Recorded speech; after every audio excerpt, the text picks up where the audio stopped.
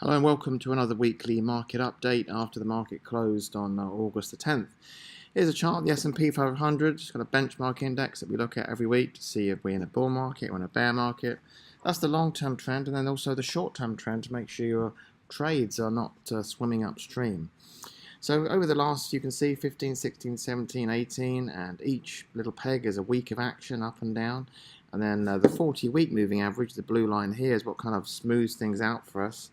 And as we can see, the blue line has been pointing up for a long time now, and the price action has stayed above it. So that's obviously bullish.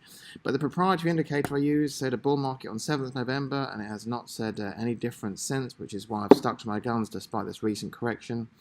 What's going on now is that it's really trying to work off this, still trying to work off this extremely overbought condition that occurred in January, but it's doing very nicely, and it's still very much of an uptrend within the uptrend and safely into bull territory. So we have no choice but just call it a bull market for now.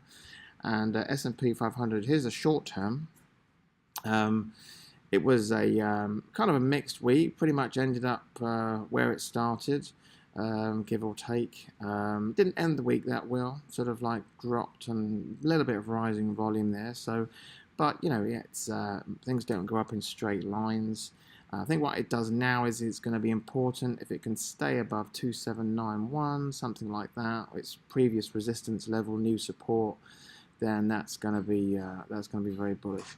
So short term, kind of like a bit of a wait and see what happens on that line there, but kind of in not really an uptrend or downtrend, so to speak. But make sure there's no follow through from Friday on the downside. And I will speak to you next week.